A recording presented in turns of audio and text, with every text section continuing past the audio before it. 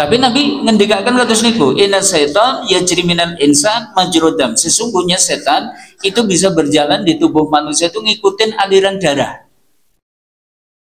Makanya jangan heran, kadang ada orang yang badannya dikuasai setan, yang kita kenal dengan istilah apa? Kesurupan. Pernah melihat? Sehingga orang itu mungkin bicaranya ngeracau, gerakan tangannya tidak sesuai dengan yang diinginkan. Dia mungkin memukul-mukul, dia ngamuk-ngamuk, dia berguling-guling. Kenapa? Badannya, jasadnya dikuasai setan. Yang kayak gini sebenarnya masih lebih ringan. Ada yang lebih ngeri lagi nih. Yang dikuasai itu pola pikir dan hatinya. Badannya enggak, badannya tetap badan dia gitu kan. Tapi cara berpikirnya syaitoniah. Cara berpikirnya gimana? Syaitoniah, kayak setan. Nah, setan itu pekerjaannya apa? Mengelabui, bohong, dusta, khianat. Nah, kalau ada orang kesurupan sih enggak, tapi cara berpikirnya itu seperti setan. Nah, ini yang lebih ngeri nih. Kalau sudah kayak gini, pertalite bisa dioplos jadi pertamak gitu kan. Ya kan kerjaan kayak setan itu kan, kayak setan. Kalau yang jualan di pinggir jalan pakai botol sih mungkin cuma 10 orang yang kapusan. Lagi kelasnya seluruh penduduk negeri kapusan gitu kan. Itu kadang gemagus banget. Saya itu kadang gemagus itu kan. Batir pada ngantri pertalite itu, wah aku pertama gitu kan. Gaya banget loh, gaya banget itu kan. Caranya mesinnya lebih apa gitu kan, lebih nyirit gitu kan. Wis melopos-pol jebul kapusan gitu kan. Ya Allah, nembak isinan jadi nembak hari ini Pak gitu Pak. Kemarin-kemarin rasanya sih proposan banget gitu. Ini setonia. Jadi yang dipengaruhi bukan badan, yang dipengaruhi itu akal, yang dipengaruhi itu hati. Nah, menariknya kaitannya dengan ini, Nabi bersabda, persempit jalan setan di tubuh kalian dengan puasa. Kita layak bersyukur setelah selama di bulan Sya'ban hati berdebar, sampai enggak ya dengan bulan Ramadan ternyata Allah masih beri kita rezeki ketemu dengan Ramadan itu. Kalau para penghuni kubur itu diberi hak untuk berangan, kata Ibnu Jauzi, mereka pasti akan berangan. Ya Rob, beri kesempatan kami ketemu Ramadan sekalipun hanya sehari saja. Artinya kalau hari ini kita sudah sampai di hari yang ke-6, berarti sebenarnya itu adalah karunia besar yang sudah Allah limpahkan kepada kita. Dari situ kita berharap, Allahumma taqabbal minas syamala. Ya Allah, semoga kita puasanya diterima oleh Allah. Allahumma taqabbal minna qiyamana. Semoga tarawih kita juga diterima oleh Allah. Allahumma taqabbal minna salatana wa qiraatana.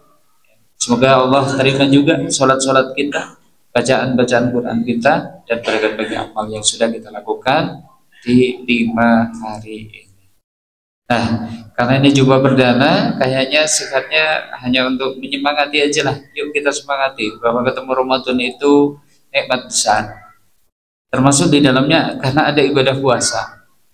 Hari ini kita akan saya ajak refresh dulu, refresh lagi nih, bahwa ternyata puasa itu memberikan kemanfaatan bagi kita sepanjang fase perjalanan hidup. Ya, dari dunia sampai ke nanti kita susuri fase-fase yang ada sampai ke surga. Puasa memberikan kemanfaatan bagi kita. Apa saja itu? Yuk kita coba susuri. Harapannya sisa puasa yang ada di bulan Ramadan ini, kita nggak tahu nih kita dapat rezeki apakah sampai akhir Ramadan atau bahkan cuma sampai besok. Tapi kalau masih diberi kesempatan besok puasa lagi, yuk puasa kita perbaiki kualitasnya, gitu kan? Setelah kita mengetahui fadilah dan keutamaannya. Baik kaum muslimin, mungkin ini tema kita jumpa perdana di sore hari ini. Sebelumnya salawat serta salam semoga senantiasa tercurah pada uswah kita, teladan kita Rasulullah Muhammad sallallahu alaihi wasallam beserta keluarganya, sahabatnya, dan juga orang-orang yang istiqomah dalam jalur Islam. Ya. Baik kaum muslimin, saya ulas lagi nih meresum apa yang ditulis oleh Dr. Umar Sulaiman Al-Asqar ya dalam kitab Al-Ahya Ba'dal Maut, bahwa perjalanan manusia menuju ke surga itu sebenarnya melalui fase-fase yang panjang. Nah, hari ini kita di sini. Nanti dunia yang kita tempati pasti akan kita tinggalkan. Mati. Mati itu bukan akhir.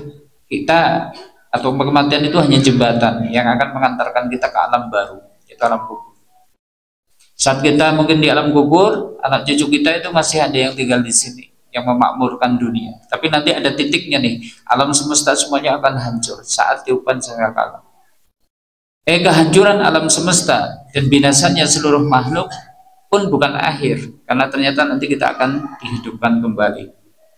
Nah, langit sudah hancur, bumi sudah hancur, terus gimana? Ternyata Allah nanti akan ganti. Yauma tubadalul ardu khairul ardi was samawat. Allah ganti bumi dengan bumi baru, langit dengan langit baru. Ini yang disebut dengan mahsyar. Di mahsyar inilah esensi dari iman kepada hari akhir, bahwa kita akan dibangkitkan lagi untuk apa? Dimintai pertanggungjawaban atas apa-apa yang pernah kita berbuat. Ada fase hisab, ada pembagian catatan amal, ada penimbangan amal. Nanti ada tenaga, nanti ada ujian keimanan. Sampai nanti kemudian setiap kita pasti akan mendatangi neraka. Begitu melewati neraka masih ada cegatan nih, namanya al-qantoroh.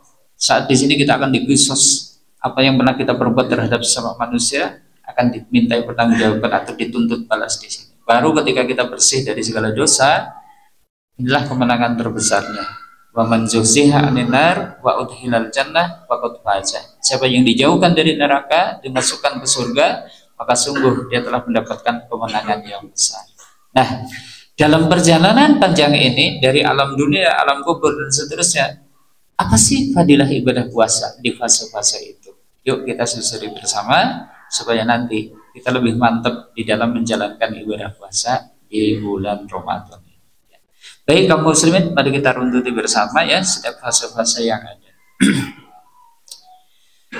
Kita mulai dari sini dulu kaum muslimin dan sunamullah.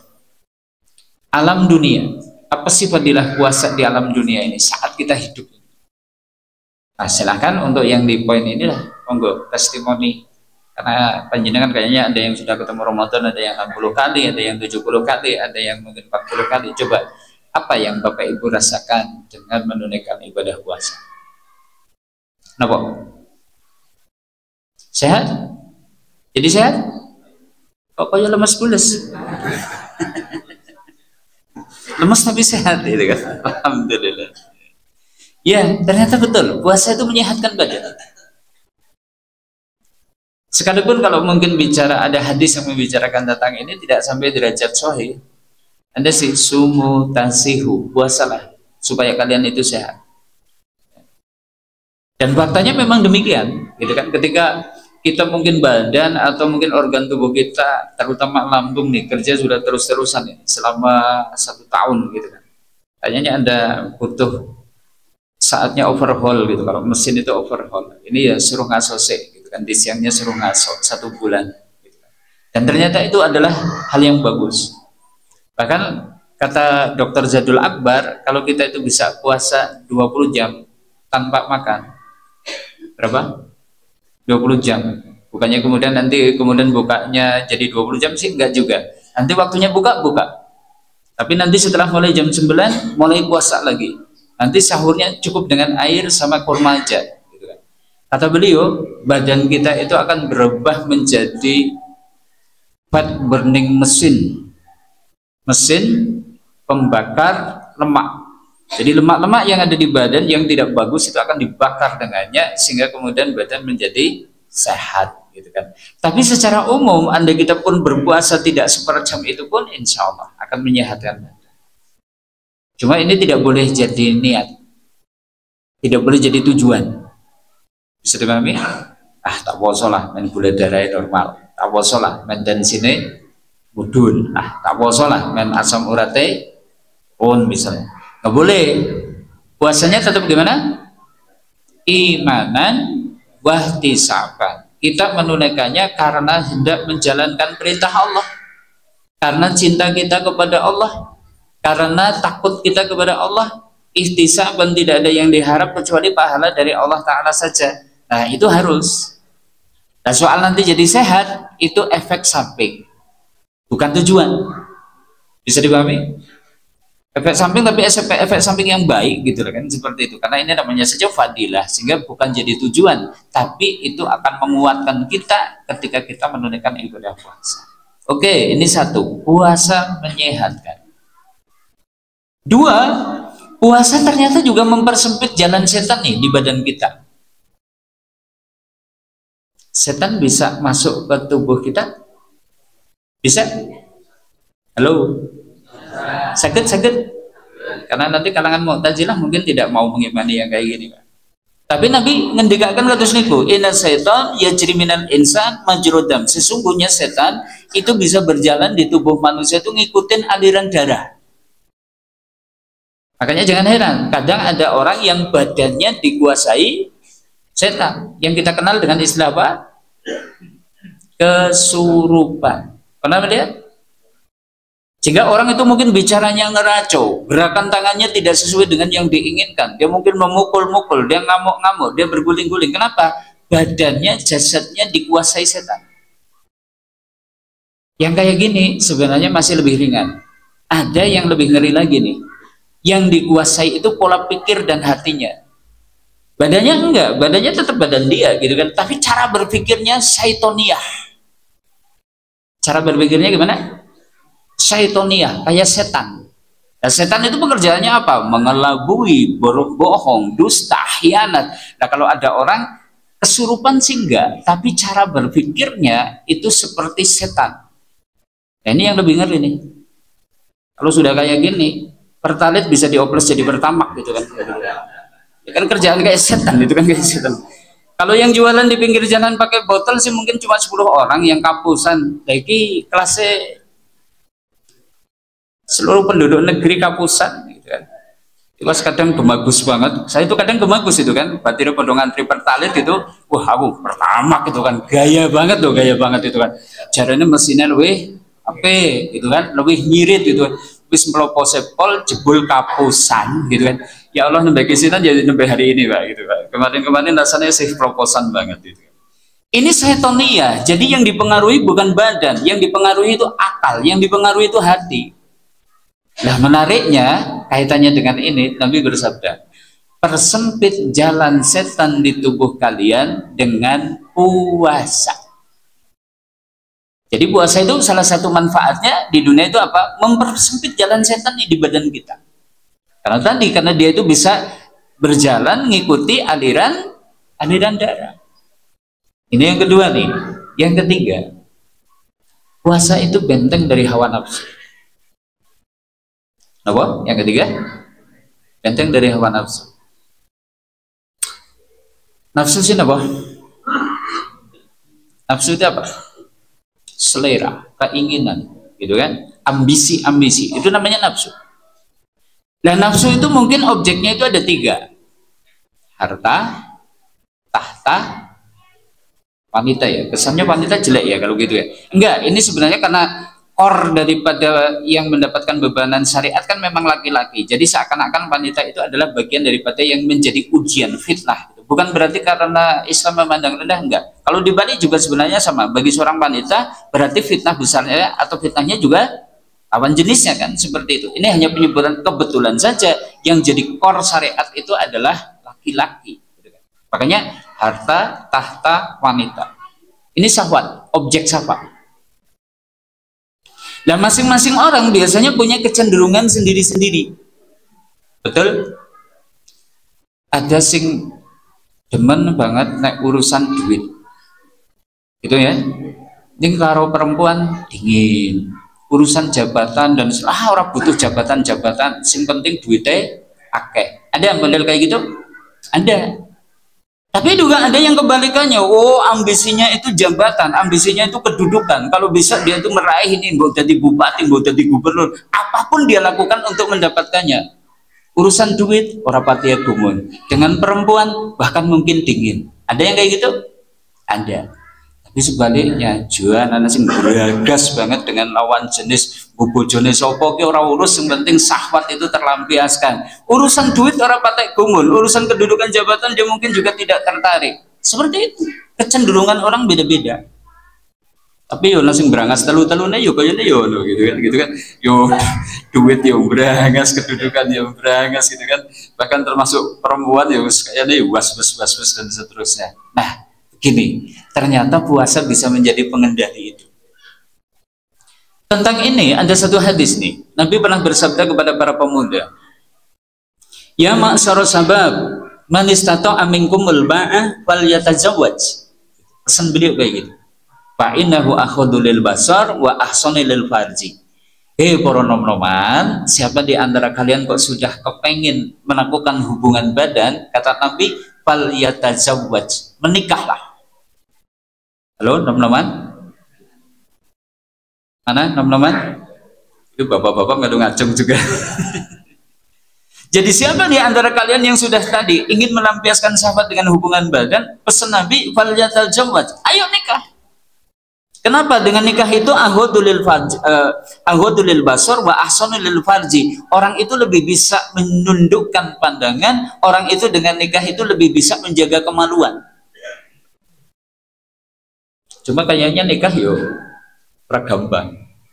Gitu kan. Orang baru sekedar kepengen ngerti-ngerti bojo, kayaknya yo ada ubur rambe yang harus disiapkan.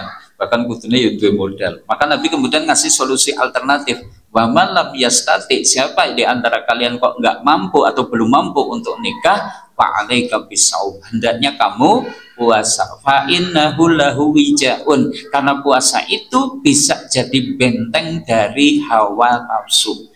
Oh, seperti itu. Nah, kalau tadi objek syahwat itu ada harta, ada tahta, apakah itu juga mungkin berpengaruh dengannya? Insya Allah iya, bahwa orang yang berpuasa itu ternyata lebih terkendali. Ambisi-ambisi terkait dengan harta lebih terkendali. Ambisi-ambisi terkait dengan kedudukan jabatan, orang yang melazimi puasa-puasa sunnah dan seterusnya lebih terkendali. Makanya hari ini kita ketemu Ramadan diwajibkan puasa, pastinya sebenarnya kita juga bersyukur tuh, karena satu menyehatkan, mempersempit jalan setan. Puasa itu benteng dari hawa nafsu juga. Bahkan ini kaum muslimin, yang keempat, puasa itu bisa jadi penghapus kesusahan hidup. Ada hadis sahih juga ini. Jadi suatu saat Umar bin Khattab itu nanya kepada sahabat Hudzaifah tentang fitnah-fitnah yang akan menimpa kepada umat Islam. Nah, ketika itu Hudzaifah itu kemudian menyebutkan jawaban yang mungkin sedikit meleset dari yang ditanyakan Umar, gitu kan. Yaitu apa? Hudzaifah mengatakan, fitnatur rajul fi ahlihi wa malihi wa jarihi. Orang itu akan diuji kaitannya dengan keluarga, kaitannya dengan harta, kaitannya dengan tetangga. Ketika itu Umar kemudian mengatakan bukan itu yang saya tanyakan, itu fitnah-fitnah terkait dengan yang akan menimpa umat Islam di akhir zaman, gitu kan. Oke, maka kemudian dijelaskan selanjutnya oleh Hudzaifah. Tapi kita justru akan melanjutkan hadis tadi. Kata Nabi, orang itu akan diuji terkait dengan apa? Keluarga, harta, tetangga. Apa? Keluarga, harta, tetangga. Keluarga misal. Kita mulai nih, mulai dari awal. Mungkin ada yang diuji sama Allah. Umur sudah semakin menua, masih jomblo juga. Ada ujian? Pokoknya menang baik. Iya, belum dapat jodoh kan, ini juga namanya ujian. Barang dapat jodoh, diuji lagi tuh. Padu terus karo bojone, gitu kan. Ujian lagi. Iya, dikiranya uang kerja bojo lah kayaknya uripe kepenak gitu kan. Bareng bojo kepala padu terus karo bojone. Ada juga yang diuji dengan apa? Sekian lama berumah tangga belum juga dikasih momongan. Ujian lagi. Bareng sing diwehi momongan nganti telungan nganti papat, anaknya jendugal-dugal kabeh. Ujian keluarga seperti itu. Ada yang ujiannya harta. Yang sering kami sampaikan. Jangan kayak golek duit terkasa banget, direwangi jerih payah banting tulang, ya tetap orang nutup kebutuhan yang ada, itu kan. Direwangi dodol ini dan seterusnya, ujungnya satu, bangkrut. Barang sesekali oleh duit baik sing dadak kecopetan, sing dadak kapusan, sing dadak kerampok, sing kena bencana ini dan seterusnya. Ini ada yang ujiannya gitu, kaitannya dengan harta. Ada yang rumah tangganya tentrem, keluarganya nyaman, harta berlimpah, ujiannya tetangga. Yang kemarin sudah kami sampaikan, jan duwe tangga papat ki jan nyebeli kabeh. Sing ngarep omah celutak, sing mburi omah celemer, sing sebelah kanan senenge ngecek watu, sing sebelah kiri tukang glendengi. Jajal, kinten-kinten kepripun? Sugih, tentrem, rumah tanggane tentrem, ning tanggane kados niku. Kira-kira gimana? Pindah bae lah jeneng sira apa.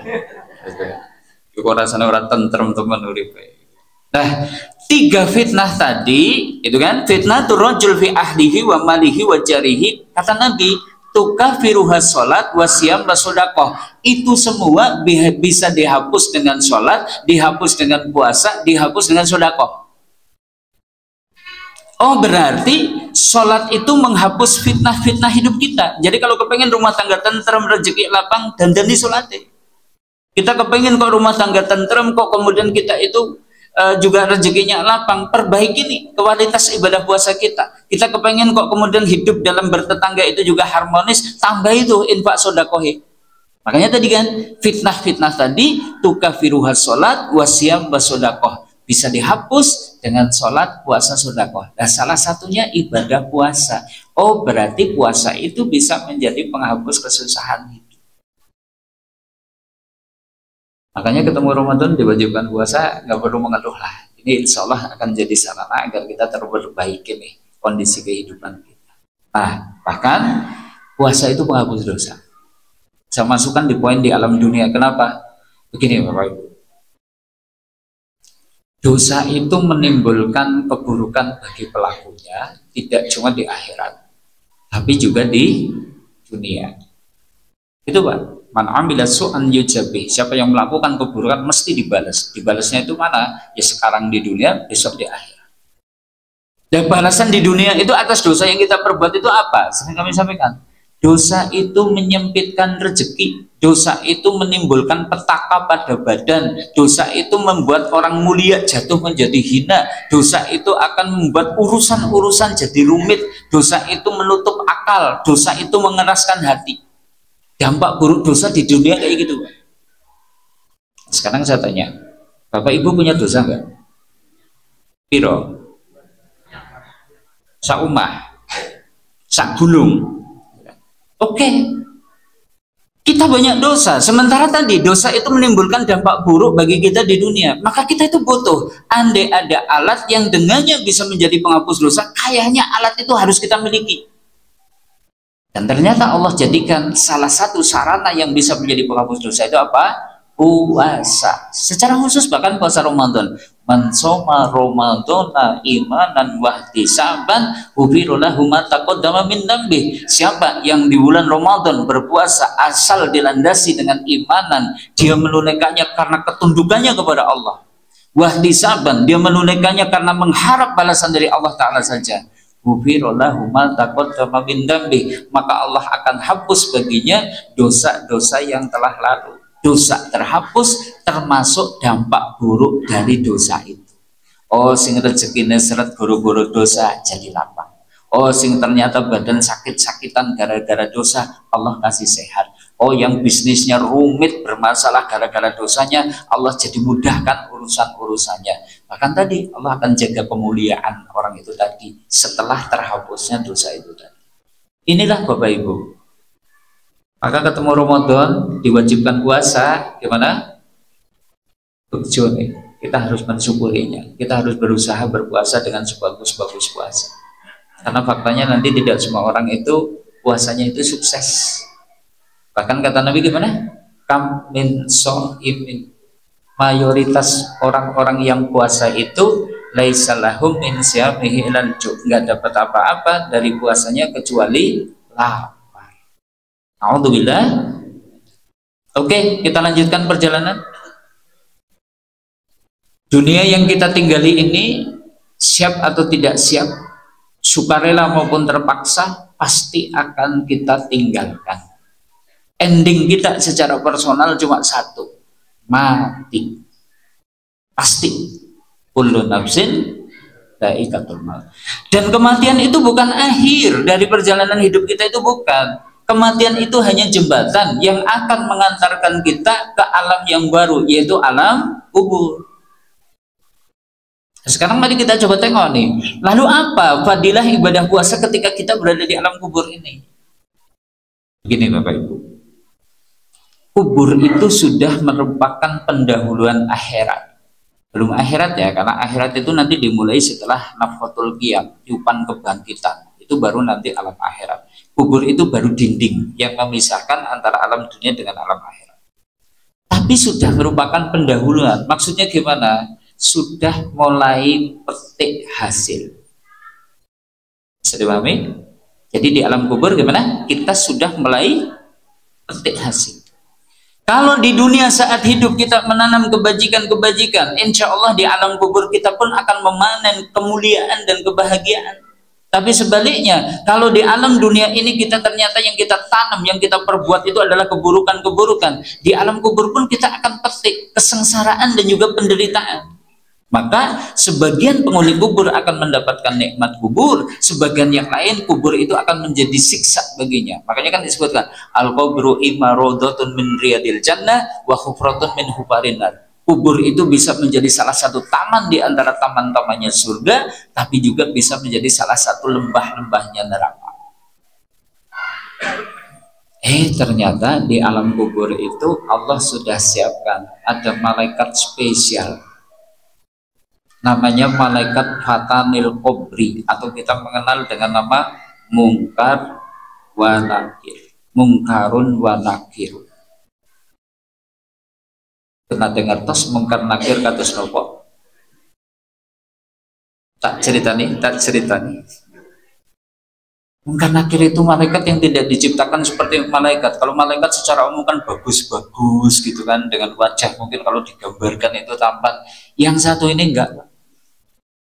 Malaikat yang satu itu tuh serem, aswatahu makarrodil qasif, suaranya itu seperti berdek yang menggelegar, wa absaruhu makal barqil khotif, tatapan matanya itu seperti kilat yang menyambar, rambutnya bisa mengguncang bumi, ya, taringnya bisa menggali bumi dan seterusnya. Malaikat fatanil kubri seperti itu. Makanya jangan dikira, jangan besok diuji dengan 3 pertanyaan itu kemudian bisa jawab dengan maya. Sekalipun hari ini kita pal kecepal, kita takoni man robuka, madinuka, wa manabiyuka. Hari ini ditanya kayak gitu gimana? Kecil ya. Besok ketika berhadapan dengan malaikat fatanil kubri langsung blank duluan. Nah, ada yang menarik nih kaitannya dengan ibadah puasa. Apa manfaat ibadah puasa di alam kubur ini? Begini Bapak Ibu. Dalam riwayat Ahmad disebutkan ada satu hadis begini. Idza kana mu'minan, jika mayat itu adalah orang beriman, kanat sholatun inda ra'sihi. Salat itu akan berada di atas kepalanya. Wa zakata an yaminihi, zakat akan berada di sebelah kirinya. Wa shaum an shimalihi, puasa itu akan menjadi penjaga di sebelah kirinya. Wa fi'lul khairati wal ihsani ilan nas inda rijlaihi. Perbuatan baiknya kepada sesama manusia, mulai jenengan sering senang nulung dumateng tiang sanes, akan menjadi penjaga dari siksa kubur dari bawah kakinya. Sehingga ketika fayu'ta min qibali ra'sihi, ketika malaikat penyiksa itu datang dari sebelah atasnya, fayaqulus salat yang kemudian menghadang dan kemudian berkata, laisa min qibalil madhol, hei malaikat penyiksa, kamu nggak bisa masuk dari arah sini. Orang ini ahli sholat, nggak cuma sholat wajib, dia itu sergap tahajud, dia itu sergap rawatib, dia itu sergap sholat duha. Ternyata yang jadi tameng itu adalah sholat.